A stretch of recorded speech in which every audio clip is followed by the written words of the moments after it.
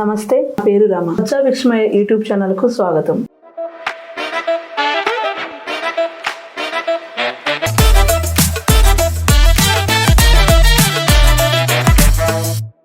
ఈ రోజు మనం సంస్కృతిపై ప్రభావం అనే అంశంపై చర్చించేందుకు మన ముందు సామాజిక విశ్లేషకులు బొజ్జా విస్మయ గారు ఉన్నారు. విస్మయ గారు, విస్మయ గారు, ఇటీవల పాఠ్య పుస్తకాల పేర్లు మార్పు వివాదం నేపథ్యంలో అసలు సంస్కృతి అంటే ఏమిటి? ఇది భాషా పేర్లలోనా లేదంటే ఆలోచనలోనా, జీవన విధానంలో అంటారా? యాక్చువల్ గా ఈ మార్పు ఏదైతే ఉందో ఇది ఎవరు తెచ్చారు, ఎందుకు తెచ్చారు అనేది ముందు మనం పరిశీలిస్తే దాని వెనక ఏం కారణం కావచ్చు, ఎందుకు ఎట్లా మార్పు చేయాలనేటువంటి విషయం మనకు తెలుస్తుంది.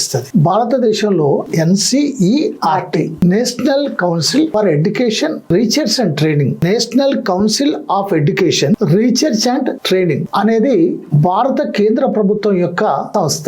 ఈ సంస్థ సెంట్రల్ బోర్డు విద్యార్థులకు లేక దేశంలో ఉండేటువంటి విద్యార్థులకు పాఠ్యాంశాలను నిర్ణయించేటువంటి సంస్థ. ఏ పాఠ్యాంశాలు ఉండాలి, ఎలాంటి విద్యా విధానం ఉండాలి అని నిర్ణయించేటువంటి సంస్థ. దీని ఆధ్వర్యంలో 2020లో 2020లో NEP నేషనల్ ఎడ్యుకేషనల్ పాలసీ, నూతన విద్యా విధానం 2020 అనేటువంటి ఒక విద్యా విధానాన్ని తీసుకొచ్చారు. ఆ విద్యా విధానానికి లోబడి పాఠ్యాంశాలలో మార్పులు చేర్పులు చేస్తా ఉన్నారు. ఇక మీరు అసలు సంస్కృతి అనేటువంటిది ఎలా ఏర్పడుతుంది, ఎలా రావాలి అనేటువంటి విషయాన్ని మీరు అడుగుతున్నారు. ముందు సంస్కృతి అంటే ఏంటి, అసలు సంస్కృతి అనేటువంటి పదం ఏంటి? నార్మల్ గా మన ఊళ్ళల్లో చూసినా, మామూలు ప్రజలు చూసినా సంస్కృతి అనే పదాన్ని వాడరు. వాళ్ళకి అది రావటం కూడా ఉండదు, ఆ మాట కూడా పలకరాదు. కానీ ఈ పదం ఏదైతే ఉందో ఇది సంస్కృతి అనేటువంటి పదం సంస్కృత భాష నుంచి వచ్చింది, సంస్కృతం నుండి వచ్చింది. సంస్కృత అనేటువంటి పదానికి సంస్కృతంలో ఏమర్థం ఉంది అంటే పరిపూర్ణమైన అనే అర్థం ఉంది. అంతేకాకుండా సంస్కారం అనే అర్థం ఉంది, అలాగే పరిశుద్ధ అనేటువంటి అర్థం కూడా ఉంది. సో అందుకని ఈ సంస్కృతం అనేది సంస్కృత భాష నుంచి వచ్చింది అనేది ముందు మనం గమనంలో ఉంచుకోవాలి. అంతేకాదు ఈ పదాన్ని కూడా మనం చూస్తే సం ప్లస్ కృత సంస్కృత అని మనం చూడొచ్చు. అలా మనం చూసినప్పుడు సం అంటే సమగ్రంగా, సం అంటే సమగ్రంగా ఉంది అనేదాన్ని సంస్కృతంలో సం అనేది అనొచ్చు. అట్లాగనే కృత అనేటువంటి పదాన్ని మనం చూస్తే సృష్టించబడింది, నిర్మించబడింది, ఏర్పాటు చేయబడింది అని. సంస్కృత అంటే సమగ్రంగా ఏర్పాటు చేయబడింది, సమగ్రంగా సృష్టించబడింది అని మనం అనుకోవచ్చు. ఏమి సమగ్రంగా సృష్టించబడింది, ఏమి సమగ్రంగా ఏర్పాటు చేయబడింది, ఏది పరిపూర్ణత కలిగి ఉంది, ఏది పరిశుద్ధత కలిగి ఉంది అనేటువంటి అంశాన్ని మనం చూసినట్లయితే అది సంస్కారంతో కూడుకున్నదై ఉండాలి. అందుకని సంస్కృతి అనేటువంటి దాన్ని ఒక మానవుని యొక్క అతని జీవితంలో అతని ఆలోచన, అతని ఆచరణ, అతని యొక్క జీవన విధానాన్ని తెలియజేసేటువంటిది సంస్కృతి. ఇక మీరు అడుగుతున్నారు ఇది ఏ విధంగా వాళ్ళను మానసికంగా మార్పులు చేయటం ద్వారా సంస్కృతిలో మార్పులు తేవాలన్నా, లేక జీవన విధానంలో మార్పులు తేవాలన్నా, లేక పాఠ్యాంశంలో మార్పులు తీసుకొస్తే సరిపోతుందా అని మీరు అడుగుతున్నారు. నిజానికి ఈ ప్రభుత్వాలకు ప్రజల జీవన విధానాలతో పని లేదు. ఆ ప్రభుత్వాలకు ఆ ప్రభుత్వ పాలసీలపైనే పని. ఏ ప్రభుత్వం కేంద్రంలో అధికారంలో ఉందో ఆ ప్రభుత్వం యొక్క ఆలోచన విధానాన్ని, ఆ ప్రభుత్వం నమ్ముతున్నటువంటి అందరికీ ఎక్కిస్తుంటారు. అంతే. దానికి ప్రజల్ని వాళ్ళ జీవన విధానాంతోటి గాని, వాళ్ళ ఆలోచనలతోటి గాని, వాళ్ళని చైతన్యం చేసుకొని మార్పులు చేయాలనేటువంటి దాంతో గాని వాళ్ళకు సంబంధం లేదు. అదే విషయం. మనం ఆ విషయాన్ని మనం గమనంలో ఉంచుకోవాలి. అదే ఇప్పుడు భారతీయ సంస్కృతిని రక్షించాలనే పేరుతో తీసుకునే నిర్ణయాలు నిజంగా అది సంస్కృతిని బలపరుస్తున్నాయా లేదా యువతని దాని నుంచి దూరం చేస్తున్నాయంటారా? ఓకే, మంచి ప్రశ్న. భారతీయ సంస్కృతిని బలపరుస్తున్నాయా లేక యువతను దూరం చేస్తున్నారా తీసుకునే అనేది భారతీయ సంస్కృతి అని మీరు అంటున్నారు. భారతీయ సంస్కృతి అంటే ఏంటి అంటే ఒక్కొక్క దేశానికి ఒక్కొక్క సంస్కృతి ఉంటుంది. పాకిస్తాన్ కో సంస్కృతి ఉంది, బంగ్లాదేశ్ ఒకటి ఉంది, శ్రీలంకకు ఒకటి ఉంది, బర్మాకు ఒకటి ఉంది, అలాగే అమెరికాకు, ఇట్లా అన్ని దేశాలకు ఉంది. అట్లే భారతదేశానికి కూడా ఉంది. ఏమిటి ఆ సంస్కృతి అనేసరికి మిగతా దేశాల్లాగా భారతదేశం లేదు. ఎందుకు? మిగతా దేశాలలో ప్రధానంగా ఒక మతం వాళ్ళు ప్రధానంగా ఉంటారు, మిగతా వాళ్ళు చాలా నామినల్ గా ఉంటారు, లేక ఒక ఆలోచనను నమ్మేటువంటి వాళ్ళు ప్రధానంగా ఉంటారు. ఉంటారు, మిగతా వాళ్ళని నామినల్గా ఉంటారు. కానీ భారతదేశానికి వచ్చేసరికి ఇది భిన్న మతాలకు, భిన్న సంస్కృతులకు, భిన్న వ్యక్తులకు, భాషలకు, ప్రాంతాలకు, జాతులకు నిలవైనటువంటి దేశం. అందుకనే ఇక్కడ సర్వమత సమ్మేళనం ఉంటుంది. ఇక్కడ ప్రజల యొక్క జీవన విధానం ఒక్క తీరుగా ఉండదు. కాబట్టి విశాలమైనటువంటి భారతదేశంలో అనేక భాషలు ఉన్నాయి, అనేక సంస్కృతులు ఉన్నాయి, అనేక జాతులు ఉన్నాయి, అనేక మతాలు ఉన్నాయి. ఇక దీంట్లో సంస్కృతి, భారతీయ సంస్కృతి అంటే ఏంటిది? భారతీయ సంస్కృతి అని అంటే ఏంటి అని అంటే ఏదైతే భారతదేశం యొక్క మూలవాసులు ఉన్నారో వాళ్ళ సంస్కృతే భారతీయ సంస్కృతి. భారతదేశ మూలవాసులు ఎవరు అని భారతదేశ చరిత్రను గనక మనం చూస్తే భారతదేశంలో ఉండబడినటువంటి వాళ్ళందరూ ద్రవిడులు. భారతదేశంలోకి తూర్పు కనుమల నుండి, విదేశాల నుండి ఆర్యులు చొచ్చుకొచ్చారు. వచ్చి భారతదేశ సంస్కృతి పైన, భారతదేశ ప్రజల పైన, భారతదేశ సంపద పైన, భారతదేశ అభివృద్ధి పైన వాళ్ళు దాడి చేయటం మొదలెట్టారు. క్రమక్రమంగా భారతదేశం పైన ఆర్యులు పట్టు సాధించారు. ఇప్పుడు చెప్పు, భారతీయ సంస్కృతి అంటే ఆర్యులు సృష్టించిన సంస్కృత? భారతీయ సంస్కృతి అంటే భారతదేశ మూలవాసులైనటువంటి ద్రవిడులు సృష్టించినటువంటి సంస్కృత? ఏ సంస్కృతి అనుకోవాలి అన్నప్పుడు ఎవరు అంగీకరించినా అంగీకరించకపోయినా భారతదేశం యొక్క మూలవాసుల యొక్క చరిత్రనే, భారతదేశం యొక్క మూలవాసుల యొక్క సంస్కృతే భారతీయ సంస్కృతి తప్ప ఆర్యుల సంస్కృతి ఎంత మాత్రం కూడా కాదు. అయితే ప్రపంచంలో లేక భారతదేశంలో ఒక అలవాటు ఉంది, తెల్లగా ఉండే వాళ్ళకు తెలివి ఎక్కువ ఉంటుందని. వైట్స్ ఆర్ ఆల్వేస్ రైట్ అన్నట్టుగా. ఆర్యులు తెల్లగా ఉంటారు, ద్రావిడులు నల్లగా ఉంటారు. పైగా ఆ ఆర్యులు ఈ ద్రావిడులను అనేక రకాలుగా విభజించి పాలించారు. తమ పరిపాలన కోసం, తన దోపిడీ కోసం, తన అధికారాల కోసం భారతదేశాన్ని అనేక కులాలుగా చీల్చారు. ముందుగా 4 వర్ణాలు ఉండేటి. ఆ 4 వర్ణాలు లేక 4 కులాలు లేక 4 ఏదైనా బ్రాహ్మణ, క్షత్రియ, వైశ్య, శూద్ర, ఈ 4 వర్ణాలు ఏం పని చేయాలనో కూడా ఆ ఆర్యులు రాసి పెట్టారు. ఈ 3 వర్ణాలకు ఈ కింద ఉన్నటువంటి 4వ వర్ణమైనటువంటి శూద్రులు సేవ చేసి పెట్టాలి. వీళ్ళు బానిసలు, వీళ్ళు సేవకులు, వాళ్ళు అది. పైగా ఈ ఆర్యులు అనేటువంటి వాళ్ళు ఇప్పుడు కొంతమంది వాళ్ళ బ్రాహ్మణులు అని అంటున్నారు. సరే, నేను అలా అనటాన్ని కంటే కూడా ఈ ఆర్యులు అనేటువంటి వాళ్ళు మేము దేవుని తల నుండి పుట్టాము, దేవుని మెదడు నుండి పుట్టాము, కాబట్టి మేము అందరికంటే పెద్ద తెలివైన వాళ్ళు, మేమే అన్నిటి శాసిస్తాము అని. భుజాల నుంచి పుట్టినటువంటి క్షత్రియులు యుద్ధం చేస్తారు, దేశాన్ని కాపాడతారు. నాభి నుంచి పుట్టినటువంటి వైశ్యులు వ్యాపారం చేస్తారు, వ్యవసాయం చేస్తారు, దేశానికి ఆర్థిక వనరులు సమకూరుస్తారు. ఇక కాళ్ళ నుంచి పుట్టినటువంటి శూద్రులు ఈ ముగ్గురికి సేవ చేస్తారు, సేవకులు అని చెప్పారు. ఇదే భారతీయ సంస్కృతి. ఈ సంస్కృతిని ఇప్పటి ప్రభుత్వాలైనా ఏ ప్రభుత్వం అయితే ఎన్సీఆర్టీ పేరుతో చేస్తున్నదో, ఏ ప్రభుత్వం అయితే ఎన్ఈపి 2020 పేరుతో చేస్తున్నదో, ఏ ప్రభుత్వం అయితే పాఠ్యాంశాలలో వివిధ మార్పులు చేస్తున్నదో భారతీయ సంస్కృతిని అని మీరు అడుగుతున్నారు. ఏది భారతీయ సంస్కృతి? ఇదే భారతీయ సంస్కృత అని ఈరోజు ఆ శూద్రులు అడుగుతున్నారు. వీళ్ళు ఎప్పుడైనా అడుగుతారు, వీళ్ళు తెలివి కల్లోళ్ళు అని చెప్పి ఏం చేసారో తెలుసా? ఆ శూద్రులను అతిశూద్రులని, అంటరాని వాళ్ళని, దస్యులని, దళితులని, రాక్షసులని, నిశాచరులని, చండాలులని, అసలు 1, 2 పేర్లు 99 పేర్లు పెట్టారు. ఎందుకంటే ఈ నిచ్చెనమెట్ల కుల వ్యవస్థలో ఈ విధంగా మనం చూసుకుంటే ఈ పెన్నులో తెల్లగా కనపడతాను చూడు భాగం, లేదా గిట్టు చూసుకుంటే బొల్ల కనపడుతుంది కదా, వీళ్ళు ఆర్యులు. ఇంతే. వీళ్ళ తర్వాత గిది కనపడుతుంది కదా, వీళ్ళు క్షత్రియులు. ఓకే, ఆ తర్వాత గీడి దాకా ఉండేటువంటి వాళ్ళు వైశ్యులు, గింత. ఇక మిగతా వాళ్ళంతా శూద్రులు.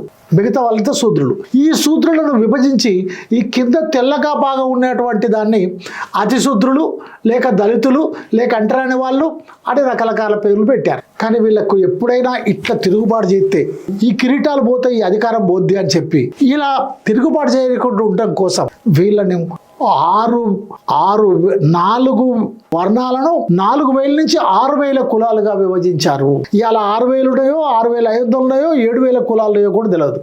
ఇదా భారతీయ సంస్కృతి? ఏ సంస్కృతిని కాపాడాలి? ఏది భారతీయ సంస్కృతి? కానీ నేను అభిప్రాయపడేదంటే ఈ దేశ మూలవాసుల యొక్క సంస్కృతే భారతీయ సంస్కృతి. ఈ దేశంలో ఎవరైతే శ్రమ చేస్తారో, ఎవరైతే కష్టం చేస్తారో వాళ్ళకు మాత్రమే సంస్కృతిని సృష్టించగలిగినటువంటి మేధో సంపత్తి ఉంది. పరాణ బుక్కులకు లేదు. వాళ్ళ శ్రమ పైన ఆధారపడి దోపిడీ చేసుకునేటువంటి ఆర్యులకు లేదు, లేక అలాంటి వాళ్ళని సమర్థించేటువంటి వాళ్ళకు లేదు అనేది నేను ఫీల్ అయ్యేది. ఇక యువతను మీరు అడుగుతున్నారు, యువత ఈ సంస్కృతి ఏదైతే ఉందో, ఈ మార్పులు ఏదైతే ఉందో యువత పైన ఎలాంటి ప్రభావాన్ని కలిగిస్తాయి? తప్పనిసరి చెడు ప్రభావాన్ని కలిగిస్తాయి. ఎందుకు చెడు ప్రభావాన్ని కలిగిస్తాయి? ఎందుకంటే ఎన్ఈపి 2020లో న్యూ ఎడ్యుకేషన్ పాలసీ 2020లో ఎన్సిఈఆర్టీ విధానాలలో ఏముంటదంటే మేము ఎవరు ఏ పైనైనా చేసుకోవచ్చు, మేము వృత్తులు ప్రవేశపెడుతున్నామని. ఇంతకు ముందు ఏం చెప్పారు? ఎవరి వృత్తి వాళ్ళు చేయాలి. వాళ్ళ వృత్తి ఏంటి? పురోహితం చేయటం. వీళ్ళ వృత్తి ఏంది? వాళ్ళు రాచరికాలు చేయటం. వాళ్ళ వృత్తి ఏంది? వాళ్ళు వ్యాపారాలు చేయటం. వీళ్ళ వృత్తి సేవలు చేయటం. ఏందా సేవ? చెప్పులు కుట్టి సేవ, బట్టలు నెయ్యి సేవ, గొర్రెలు గాయి సేవ, బర్రెలు గాయి సేవ, ఇక చేపలు పట్టు సేవ. ఇక అది ఏదైనా సరే ఇప్పుడు ఈ విద్యా విధానంలో అలాంటి పరిస్థితి ఉంది. అంతేకాదు విద్యా విధానాన్ని ప్రైవేటీకరిస్తున్నారు, విద్యను ప్రైవేటీకరిస్తున్నారు.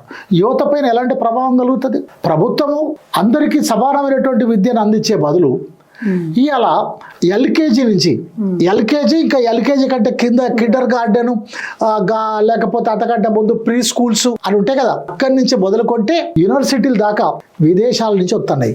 అసలు కొన్ని పేర్లు పలకటానికి కూడా రావు నాకైతే. వంక్ బ్రిడ్జ్, ఏది ఆకిల్ బ్రిడ్జ్, ఏందో బ్రిడ్జ్ అట, లేక ఏందేందో పేర్లు, నాకు ఆ పేర్లు కూడా అట్లా. హైదరాబాద్లో చాలా బళ్ళు ఉన్నాయి. ఇవన్నీ ఇంటర్నేషనల్ బళ్ళు. దేనికి? ప్లే స్కూల్కు.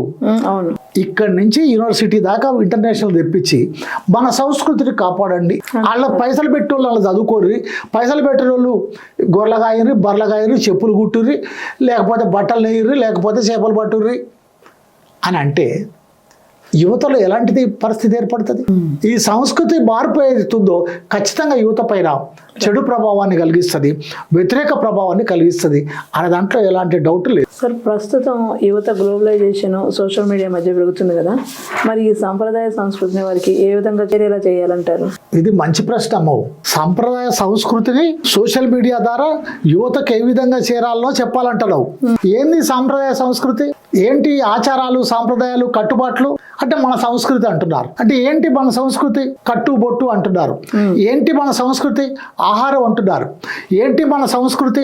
వేషము, భాష అంటున్నారు. అంటే ఆ ఆర్యులు సృష్టించినటువంటి సంస్కృతి మన సంస్కృతి అని వాళ్ళు అంటున్నారు. దాన్ని యువతకు ఎలా దగ్గర చేయాలి అని మేము ప్రయత్నం చేస్తున్నామని వాళ్ళు అంటున్నారు. కానీ నిజానికి సోషల్ మీడియా ద్వారా తమ సంస్కృతిని తాము తెలుసుకోకుండా ఉండటం కోసం సోషల్ మీడియా నిండా విష సంస్కృతిని నింపుతుంది ప్రభుత్వ విధానం. సోషల్ మీడియా నిండా విష సంస్కృతిని నింపుతుంది ప్రభుత్వ విధానం, ప్రభుత్వ ఆలోచన.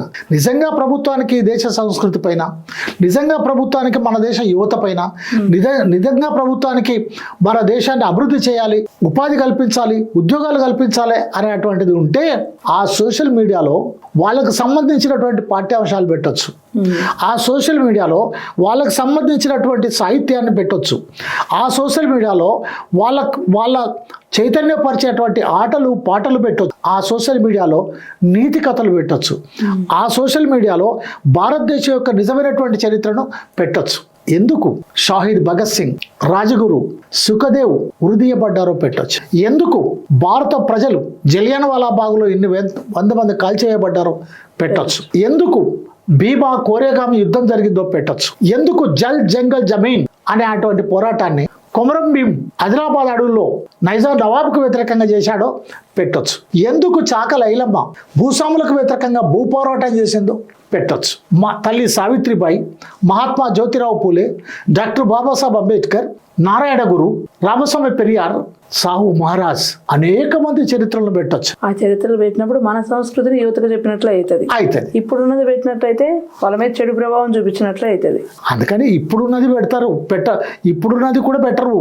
అందులో ఏం పెడతారంటే సెక్స్ పెడతారు, అందులో ఏం పెడతారంటే క్రైమ్ పెడతారు, అందులో ఏం పెడతారంటే మోసం, దగా పెడతారు, అందులో ఏం పెడతారంటే సావుళ్ళు పెడతారు, ఆ సావుళ్ళు పెడతారు. అందులో ఏం పెడతారంటే మఠాలు, అక్కడక్కడ ఏర్పాటు చేసుకున్నటువంటి మఠాలు. రోజు మనం పేపర్ తీస్తే ఎంత దరిద్రమైనటువంటి పరిస్థితి ఉందో మనకు తెలుసు. ఈరోజు ఈ సోషల్ మీడియా ద్వారానే ఈ యూత్ తాగుడుకు బానిసయ్యారు. ఈరోజు ఈ సోషల్ మీడియా ద్వారానే ఈ యూత్ తల్లి చెల్లె వరసలు లేని పరిస్థితి ఏర్పడ్డది ఈ సోషల్ మీడియా ద్వారానే.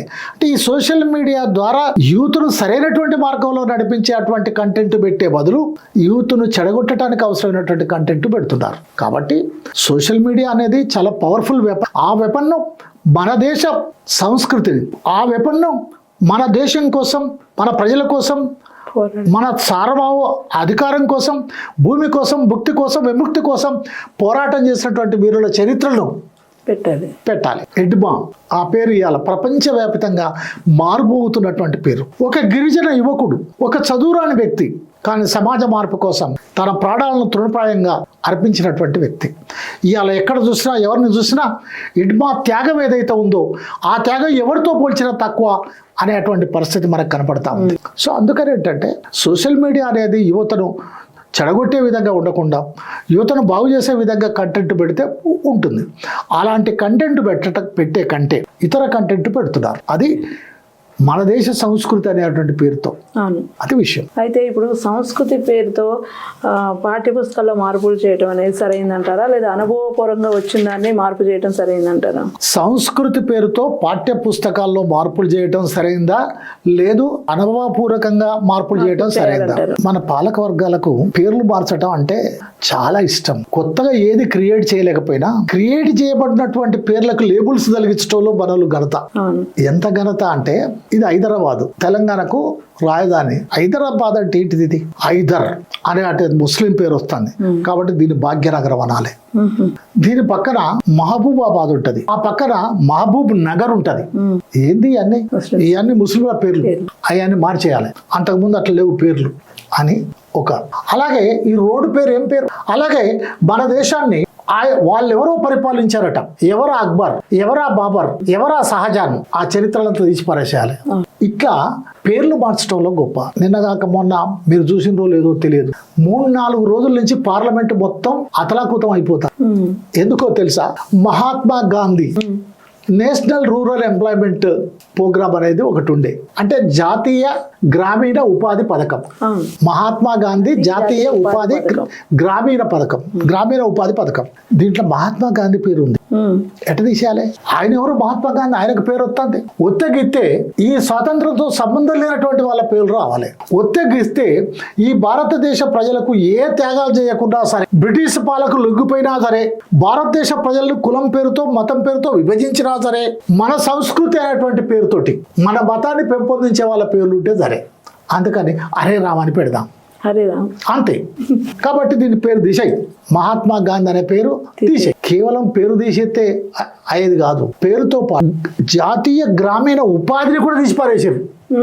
సంవత్సరానికి ఇన్ని రోజులు ఏదో పని కల్పించాలి, లేని వాళ్ళకింత బో పెట్టాలి అని పార్లమెంట్ లో వామపక్షాలు పోరాడి ఆనాడున్నటువంటి కాంగ్రెస్ ప్రభుత్వం చేత ఈ పథకాన్ని తీసుకొచ్చారు. కాబట్టి ఈ కాంగ్రెస్ ప్రభుత్వానికి గాని, పోరాడి తెచ్చినటువంటి వామపక్షాలకు గాని పేరు లేకుండా ఉండాలి అని అంటే అది తీసేసేయాలి, వినపడకూడదు అని. ఇప్పుడు పేరు తీసేసారు. పేరు తీసేసి ఏదో పేరు పెట్టారు, రామ ఏదో పేరు పెట్టారు. దానికి పార్లమెంట్ మొత్తం ఈ రోజు స్తంభింపజేసి పాలకవర్గ ప్రతిపక్షాలన్నీ వాకౌట్ చేసినటువంటి పరిస్థితి కనపడతాం. అంతేకాదు, నువ్వు ఎన్ని గంటలు పనిచేయాలి, నువ్వు ఎంత పని చేయాలి, నెల పని చేస్తే నీకు ఎంత జీతం రావాలి అని చట్టాలు ఉండే. మినిమం వేజెస్ యాక్ట్ అని, అలాగనే లేబర్ యాక్ట్స్ అని, ఇండస్ట్రియల్ డిస్ప్యూట్ యాక్ట్ అని, ట్రేడ్ యూనియన్ యాక్ట్ అని, ఈఎస్ఐ యాక్ట్ అని, పిఎఫ్ యాక్ట్ అని అనేక చట్టాలు ఉండే. ఈ చట్టాలన్నీ ఏంటి? ఎవడు తెచ్చిండు? బ్రిటిష్ వాడు తెచ్చిండు. కాబట్టి ఆ చట్టాలు తీసేసి మొత్తం చట్టాలన్నిటి 4 కోడుల కింద మార్చారు. పోనీ కొత్తగా ఏమన్నా మార్చిర్రా? ఆ కార్మికులకి ఏమైనా ఉపయోగం అనేది తెచ్చిరా? నువ్వు పేర్లు మార్చే గురించి అడుగుతున్నావు కదా. పేర్లు మార్చడం మన ప్రధానమంత్రి గారికి, నరేంద్ర మోడీ గారికి, మన కేంద్ర ప్రభుత్వం బీజేపీ ప్రభుత్వానికి చాలా మోసు పేర్లు మార్చడం అంటే. ఆ విధంగా ఆ చట్టాలను కూడా తీసేసి, లేబర్ కోడ్స్ తీసేసి ఇలా 4 కోడ్స్ రూపంలో పెట్టారు. అంతేకాదు, Indian penal code IPC, CrPC, criminal procedure code ఇట్లాంటివి ఉండే, అవి కూడా బాగలేవని వాటి పేర్లు కూడా మార్చారు. పేర్లు మారితే సమస్య కాదు, అందులో ఉన్నది ఏమన్నా మారిస్తే అందం. బ్రిటిష్ వాడు పెట్టినటువంటి నల్ల చట్టాలను మార్చి మనం అధికారంలోకి వచ్చి 75 సంవత్సరాలు దాటిపోయింది కాబట్టి మనం మన చట్టాలు చేసుకుందాం అని చెప్పి మన కొత్త దేశ ప్రజలకు ఉపయోగపడేటువంటి, మన రాజ్యాంగానికి లోబడి ఉండేటువంటి చట్టాలను తెస్తే సంతోషం. కానీ తేరే ఉప చట్టాన్ని తెస్తారు. తేరే నాసా బదులు టాడా బదులు మీసా బదులు ఉప చట్టాలని తెస్తారు, టెర్రరిస్ట్ యాక్ట్లు పెడతారు. ఏంటి పేరు మార్చడం? దేనికి మార్చడం పేరు? ఏమన్నా తెచ్చినావా? ప్రజలకి ఏమన్నా ఉపయోగపడ్డాయా? లేదు. అంతేకాదు ప్రభుత్వ రంగ పరిశ్రమలు ప్రైవేటు పరం చేయటం కూడా వాళ్ళకి చాలా ఇష్టం.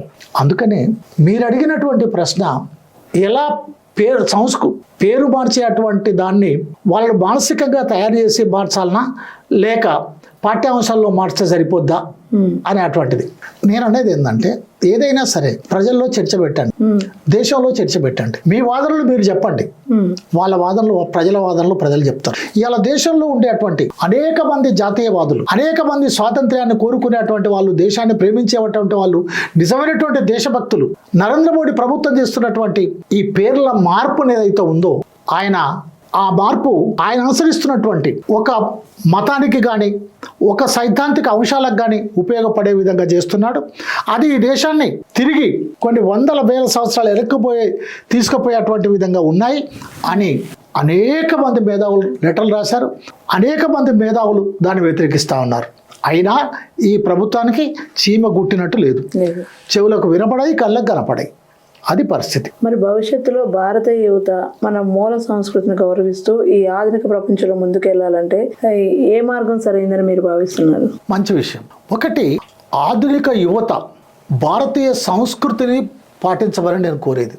భారతీయ సంస్కృతి అంటే మళ్ళీ నేను చెప్తా ఉన్నా, భారతీయ మూలవాసులైనటువంటి ద్రవిడుల యొక్క భారతదేశ స్వాతంత్ర్యం కోసం, భారతదేశ ప్రజల కోసం, దేశ సంపద కోసం, భారతదేశ సార్వభౌమాధికారం కోసం వేల సంవత్సరాలుగా పోరాడినటువంటి వాళ్ళు ఉన్నారు. గౌతమ బుద్ధుడి నుండి మొదలుకొని అంబేద్కర్ దాకా ఒక వారసత్వం ఉంది. దేశ స్త్రీ పురుష సమానత్వాన్ని కోరిన వారసత్వం, గుడ్డి విశ్వాసాలకు వ్యతిరేకంగా, గుడ్డి నమ్మకాలకు వ్యతిరేకంగా పనిచేసినటువంటి వారసత్వం, అన్ని రకాల దోపిడి పీడలకు వ్యతిరేకంగా పనిచేసినటువంటి వారసత్వం, శ్రమదోపిడి లేకుండా ఉండాలనేటువంటి చెప్పినటువంటి వారసత్వం ఉంది. ఈనాటి యువత దాన్ని చదవాలి, వాటిని చదవాలి. గౌతమ బుద్ధుడిని చదవాలి, సంతు మహారాజును చదవాలి, సంతు కబీర్ దాసుని చదవాలి, సాహు మహారాజుని చదవాలి, నారాయణ గురుని చదవాలి, పెరియార్ రామస్వామిని చదవాలి, తల్లి సావిత్రిబాయిని చదవాలి, మహాత్మా జ్యోతిరావు పూలేని చదవాలి, డాక్టర్ బాబాసాహెబ్ అంబేద్కర్ని చదవాలి.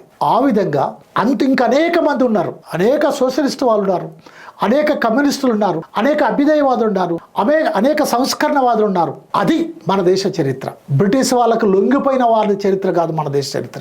వాళ్ళ కాళ్ళు మొక్కి జైలు నుంచి విడుదలైనటువంటి వాళ్ళ కాదు మన దేశ చరిత్ర. గుండెలు తీసి గుండెలు వదిలి వాళ్ళ తుపాకీ గుండెలకు గురైనటువంటి వాళ్ళది మన దేశ చరిత్ర.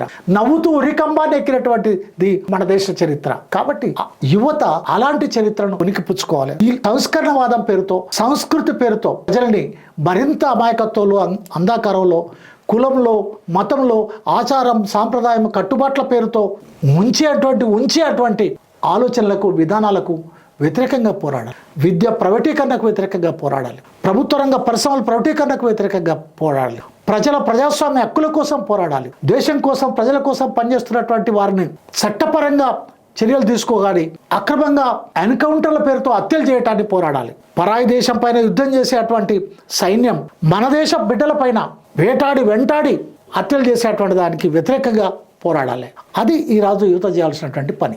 విన్నారు కదా, ఈరోజు సంస్కృతి యువతపై ప్రభావం అనే అంశంపై మనకి యువత ఎటువంటి సంస్కృతిని అలవర్చుకొని ఎవరి చరిత్ర చదవాలి అనేది మనకి భిక్షమయ్య గారు ఇప్పుడు వివరించారు కదా. చాలా కృతజ్ఞతలు సార్. నమస్కారం అమ్మా. ఇలాంటి మంచి విషయాలు తెలుసుకోవాలంటే బొజ్జా భిక్షమయ్య యూట్యూబ్ ఛానల్ని లైక్ చేయండి, షేర్ చేయండి, సబ్స్క్రైబ్ చేసుకోండి. Thank you very much.